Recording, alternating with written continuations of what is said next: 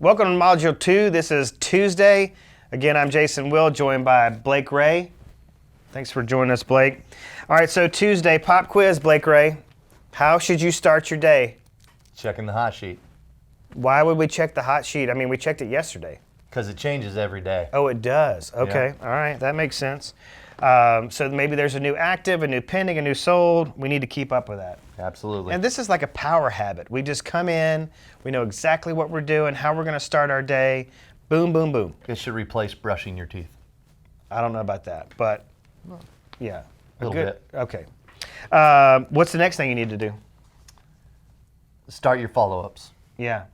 So again, it's, I haven't really been doing anything as a real estate agent that's remotely productive. I'm day 2 of, Jason Will's Perfect Week Schedule Plan. I don't have any leads, do I? I mean, who can I possibly call? Anybody. Anybody. Like literally anybody. Like I could call my cousin. You can call your cousin. I can call my mom, a neighbor, Call your mommy, your neighbor. your first grade teacher. Call her. Call her. Say, listen, I'm in real estate, got an open house. They don't even live in the United States. It doesn't matter. Just tell them. Okay. All right. So you've got to kind of get over the fear of the phone. Okay. All That's right. easier said than done, though. It is. It is. What if I want to text? What if I just don't feel comfortable calling anybody right now? I want to just shoot maybe 5 text messages to some people to check in. I think any kind of communication's fine. Now, you don't want to rely on something, I say personally, but Facebook messages, text messages, emails, video texts, whatever you can come up with is better than you not doing anything. So if you study like the percentages, do the research around what methods of communication are the most effective, you'll see that face-to-face is first. Yep. Is like that's front and center. Right behind that is the phone. And then you start getting into these much more passive things like you mentioned, text message, Facebook message. We're going to talk a lot about Facebook message throughout the university because it is just an incredible tool. But I think that's great advice. Again, we're going back to that kind of action, that call to action of start. Just start somewhere. Okay, so today on Tuesday, we're going to get out of the office. And this is good. Just get out of the office, start getting some really intimate knowledge with the market. Yeah. All right.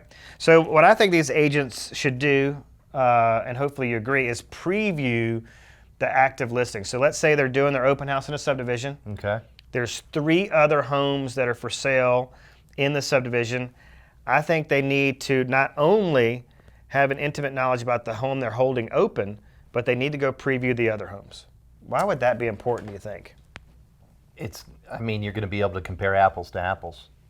If somebody starts to go, well, I really like this home, you can say, once again, going back to that market knowledge expert, you will be able to answer on a dime and go, I think that home's a really great home. However, it does have carpet in the living room to where this one has hardwood floors. People are going to respond and start to attract to you when you know those little details that aren't even hard to remember. We really overcomplicate it, but just knowing if a home has carpet in the living room is going to be the world to somebody. And they're going to be like, oh, Blake knows his stuff. Blake's been out to that house. Exactly. Somebody may put you on the spot and go, hey, Blake, I think this home you're holding open is overpriced.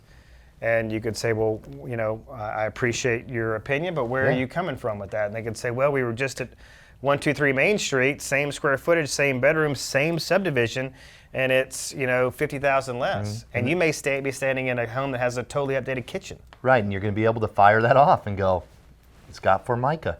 So I think it's really key to get the audience to recognize the fact that everybody they meet is a potential new prospect client. It's really an interview. And that's hard to grasp. Yeah. Because you think only people that want to buy real estate are the ones that tell you they want to buy real estate. Yeah, so every interaction is potentially an interview for new business. Absolutely. Yeah, so if I know not only my home that I'm holding open, but what's going on with the surrounding homes, those that are active, pending, and sold, I'm going to start to differentiate myself as an expert. There's the professionalism. But that goes deeper. That even goes into like what we talked about with the Facebook Lives. I know people that won't do it, and they'll argue till they're blue in the face and say they don't work. Open houses don't work. Facebook Lives don't work. I don't want to wear a name tag out in public. But at the end of the day, you summed it up. Everything's an interview. Going and getting your license renewed, there's an interview. Going and getting something to eat, interview. Dropping your kids off, interview. When you start to look at the world like that, you really, especially as a new agent, I wish I really had done that. I really do. Because my whole fear was, I don't know anybody. I'm from out of the state. It's easier for you than it is for me.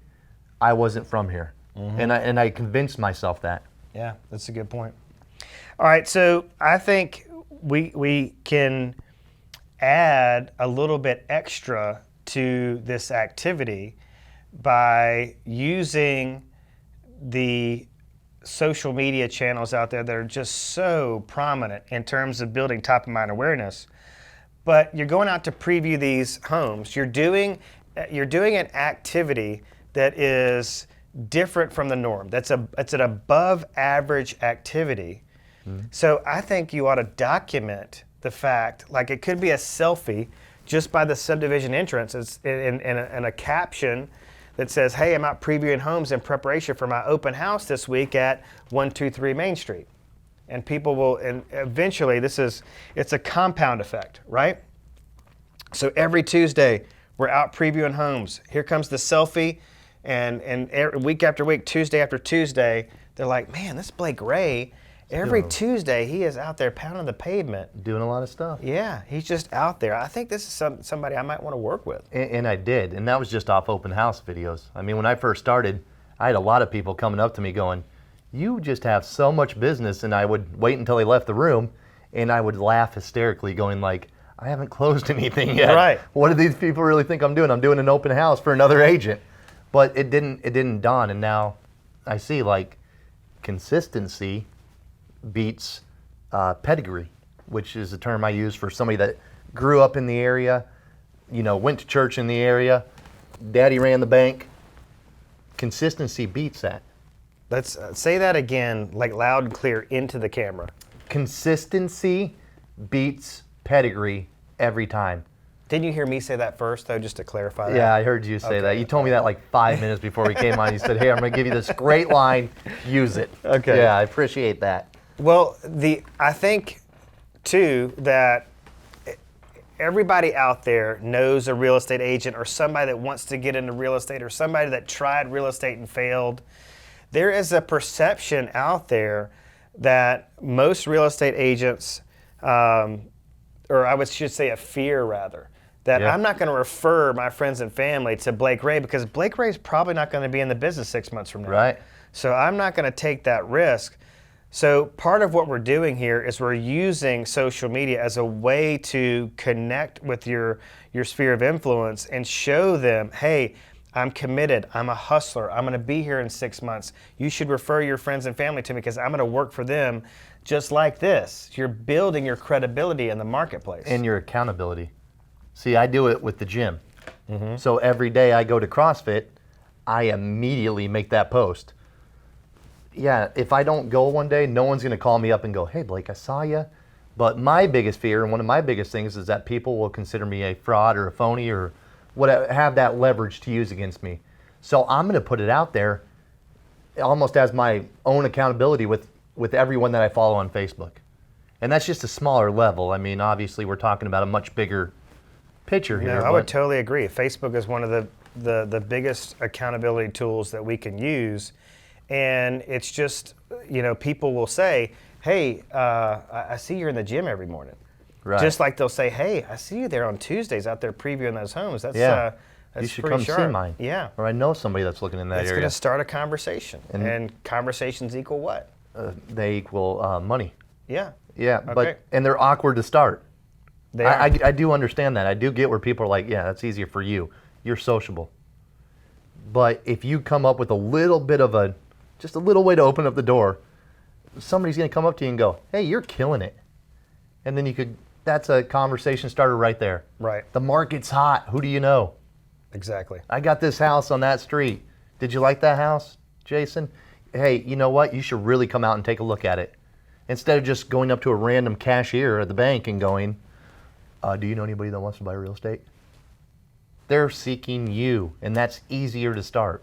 Yeah, this is a reverse prospecting method here, which is strong. You're attracting business. Yeah, you're not chasing it, you're attracting it. Right. All right, so final pro tip before we end this module is that when you set these preview appointments with your active listings, you need to be sensitive to the fact that, especially some of these listings that may be lingering on the market, the sellers are very desperate. They think every showing is just life or death. Mm-hmm. So what we have to focus on here is letting the listing agent know that this is just a preview. You're just previewing it. The sellers don't have to go to great pains to make sure the house is in spotless condition.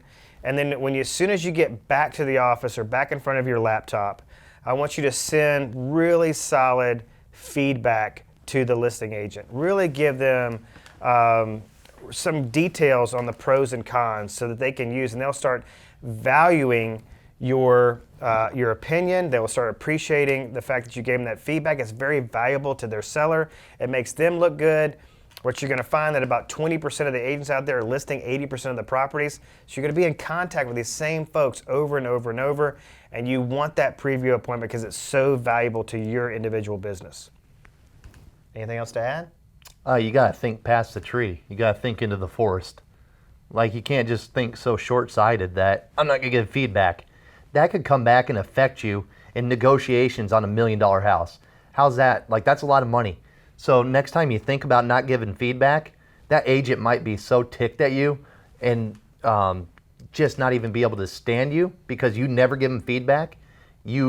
Just little things are going to make a big thing later on. They can take that emotion back to their sellers or their buyers and go, and it this comes agent. across. Yeah. It comes across. It doesn't. It happens all the time. So reputation, relationships within your own industry, within your own market are really, really important. Another component of this plan is internet lead generation.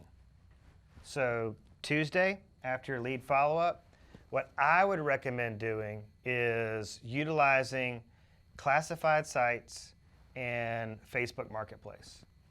Now, there was one time on our team we were generating a great deal of leads from Craigslist. Mm-hmm. I feel like Craigslist is very quickly being surpassed in terms of, internet lead generation possibilities by Facebook Marketplace.